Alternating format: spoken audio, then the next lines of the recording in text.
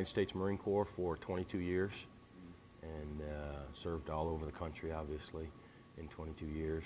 And just proud to serve and would gladly go back in a heartbeat. Did you serve in Vietnam? No, sir, in the first Gulf War and Operation Iraqi Freedom. Okay, all right. And how did you get the nickname Landmine? I didn't watch where I was going in Iraq.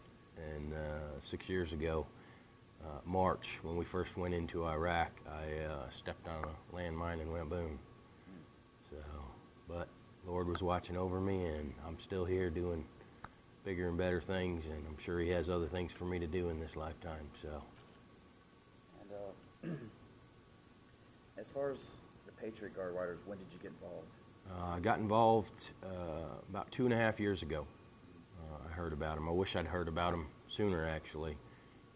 It's just an honor to be out there and show honor and respect to the families of fallen soldiers.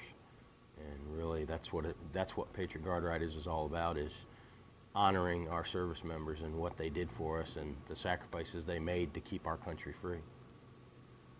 And as far as your position goes, what would say your title be? I mean, because you organize a lot of the...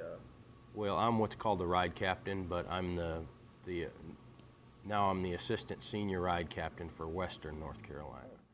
The biggest thing with Patriot Guard Riders is we're not a motorcycle organization, or we're not a motorcycle group. A lot of us ride motorcycles, but just as important are those that don't, which we call support vehicles, because somebody has to bring the flags. We can't carry the flags on 8-foot poles on our bikes.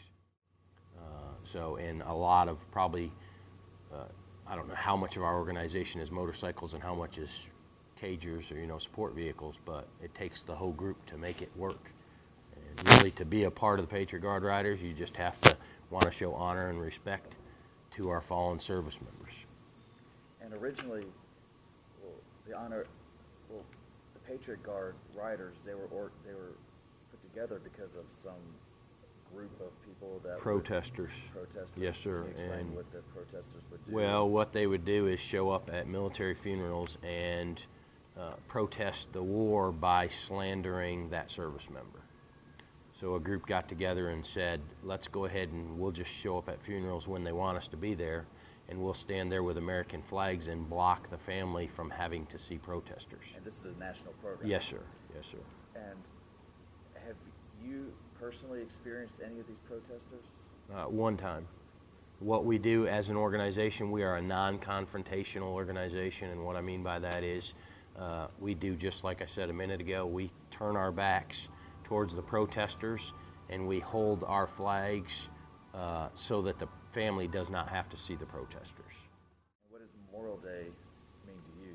Obviously it honors it honors our fallen service members, and it really, Memorial Day is the true holiday that this country should really, really respect, and not for the day off of work and not for the chance to have a party at their house, or it's a true chance to go to a cemetery in the country, anywhere. Just go to a cemetery and pause for a minute at a veteran's grave and thank them, because we wouldn't be the country we are today without our fallen heroes.